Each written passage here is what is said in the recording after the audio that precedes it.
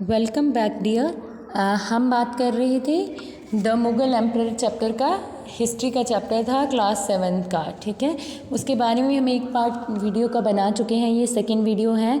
इसमें हमने बाबर को डिस्कस कर लिया था, हुमायूं को, अकबर को।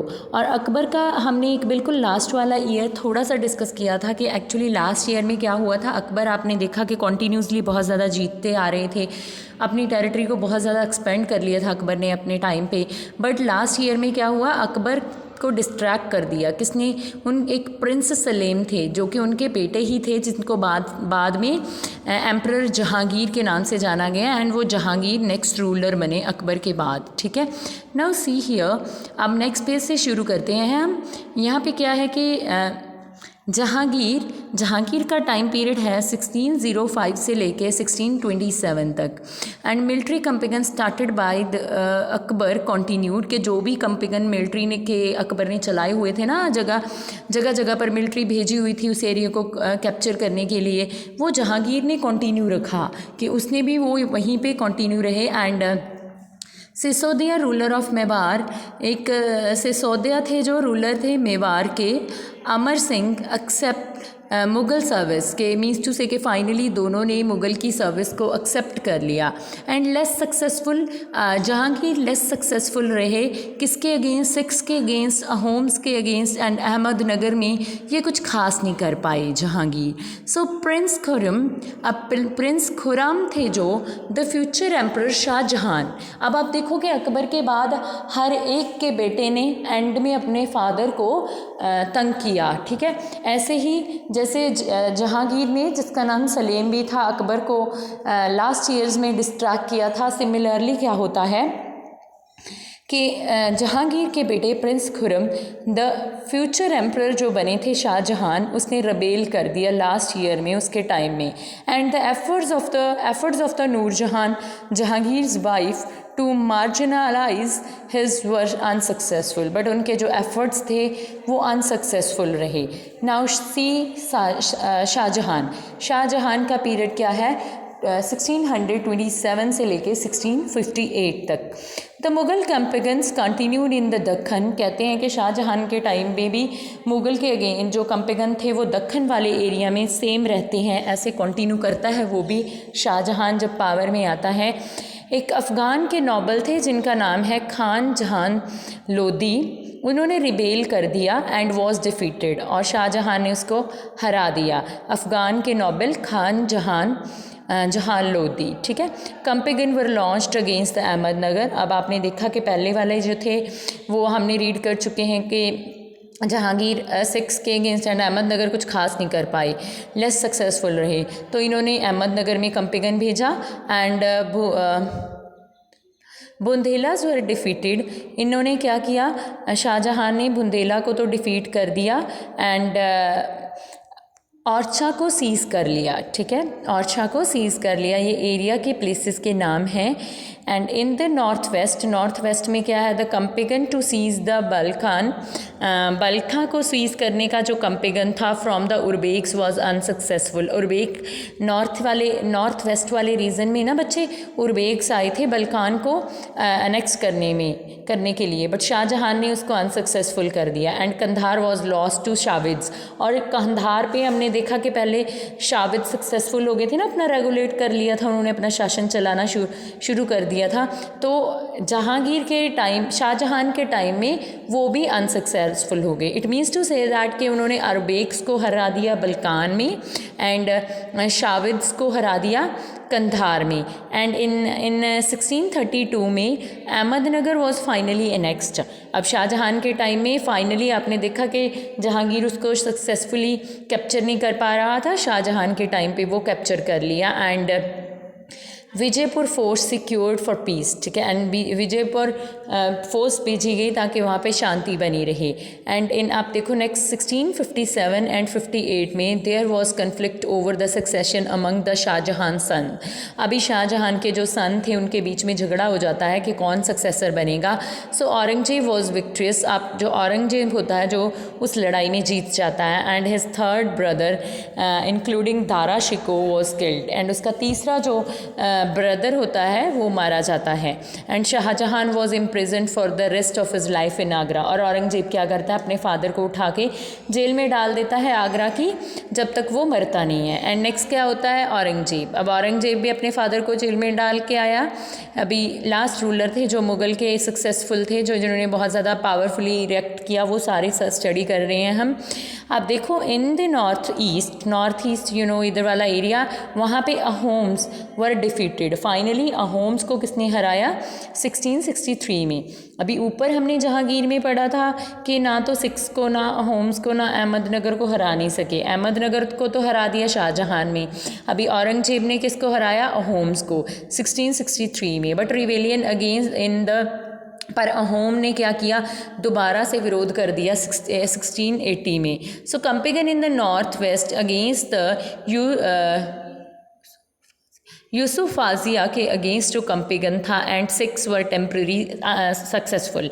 मीन्स जो कि इन्होंने, औरंगजेब ने अहोम को भी हराया, यूसुफ के अगेंस्ट भी फौजें भेजी, सिक्स के अगेंस्ट भी, बट ये सक्सेसफुल तो हो गए थे लेकिन टेम्प्रेरी, कुछ समय के लिए, क्योंकि वो दोबारा से अपने आप को पावर में ले आते थे। And Mughal interventions in the succession and the internal politics of the Rathore Rajput for Mewar में एक राजे का नाम थे, कौन राज कर रहे थे, राठौर राजपूत राज कर रहे थे। सो मुगल ने इन्वेड किया and succession the internal peace, वहाँ की इंटरनल पीस को डिस्टर्ब कर दिया मुगल्स ने, एंड रिबेलियन कर दिया। Campaign against the Maratha chief, बच्चे मराठा के चीफ थे जो शिवाजी, उनके खिलाफ भी इन्होंने कंपेगन शुरू किया। इस कंपेगन में वो इनिशियली सक्सेसफुल रहे, पहले तो वो सक्सेसफुल रहे, but Aurangzeb insulted Shivaji who escape from Agra, ठीक है, and declare himself as independent king and resumed his campaign again the Mughals, ठीक है। फाइनली आपको पता है कि शिवाजी तो अब कितने पावरफुल हैं, मराठा हैं, तो फाइनली वो मुगल को, औरंगजेब को हराने में सक्सेसफुल हो गई। सो नेक्स्ट देखो प्रिंस अकबर। अब अकबर ये पहले वाले अकबर नहीं है, ये इनके प्रिंस थे, इनके बेटे थे। सिमिलरली वैसे ही हुआ, उन्होंने औरंगजेब के खिलाफ अगेंस्ट रिबेल कर दिया, एंड उनको सपोर्ट मिली मराठा से। मराठा ने उनको सपोर्ट किया, क्योंकि आपको पता है कि औरंगजेब ने मराठा के ऊपर वॉर करने की कोशिश की, शिवाजी को हराने की कोशिश की, लेकिन देखो औरंगजेब ने अहोम्स के साथ भी टक्कर ली, सिख्स के साथ ली, एंड यूसुफ ज़िया के अगेंस्ट टक्कर ली, एंड रैंथम राजपूत के, शिवाजी के, बट क्या हुआ, टेम्परेरी सक्सेसफुल रहे ये। सिमिलरली फिर उन्होंने क्या किया, मराठास ने इस चीज़ का बेनिफिट उठाया, उन्होंने प्रिंस जो अकबर थे, जो औरंगजेब के बेटे थे, उनको रिबेल कर दिया अगेंस्ट औरंगजेब, ठीक है, and receive a support from the Maratha. किससे सपोर्ट लेके रिबेल किया उसने, प्रिंस अकबर ने, मराठा से, एंड दक्कन सल्तनत जो दक्कन में सल्तनत पावर में थे, उन सब की सपोर्ट के साथ, and finally flew to the Safavid Iran, and finally उसको भागना पड़ा साविद ईरान में। एंड नेक्स्ट देखो, आफ्टर द अकबर्स रिबेल्स, जब रिबेलियन हो गया अकबर का, औरंगजेब ने अपनी आर्मी को भेजा दक्कन सुल्तान्स के खिलाफ। क्यों? क्योंकि उन्होंने सबके साथ टक्कर ले ली थी, लेकिन जब उन्हें पता चला कि उनके जो प्रिंस अकबर हैं, उनके जो बेटे हैं, उनको सपोर्ट कौन कर रहा है, दक्कन के सल्तनत भी सपोर्ट कर रहे हैं, तो वो अपनी आर्मी को वहाँ पे भेजते हैं। And Vijaypur was annexed, Vijaypur को कब उन्होंने अनेक्स कर लिया, 1685 में। एंड गोलकोंडा को भी उन्होंने, गोलकोंडा को सक्सेस किया था, अनेक्स्ट किया था 1687 में। 85 में किसको किया, विजयपुर को किया, एंड 87 में उन्होंने गोलकोंडा को अनेक्स कर लिया। एंड फ्रॉम 98 से, अब 1698 से औरंगजेब थे जो पर्सनली कंपेगन मैनेज कर रहे थे दक्कन के अगेंस्ट, ठीक है, मराठास के अगेंस्ट, ठीक है, जिन्होंने गुरिल्ला वॉरफेयर की। गुरिल्ला वॉरफेयर का मीनिंग समझते हो? गुरिल्ला वॉरफेयर मीन्स टू से 1 step forward and 2 step backward, के छुप छुप के लड़ाई जो करते हैं, किसी भी चीज़ के पीछे छुप जाते हैं, कि 1 स्टेप आगे आते हैं फिर 2 स्टेप पीछे चले जाते हैं, ऐसी जो वॉर होती है, this is known as guerrilla warfare. उसका मीनिंग होता है guerrilla, 1 step forward 2 step backward, उसको बोलते हैं guerrilla war. Now Aurangzeb also had to face the rebellion in the north India. अभी नॉर्थ इंडिया सिक्स के साथ भी रिबेलियन किया, जाट्स के, सतनामीज़ के खिलाफ, एंड इन नॉर्थ ईस्ट की बात करें तो अहोम्स के साथ, दक्खन में मराठा के साथ रिबेलियन किया।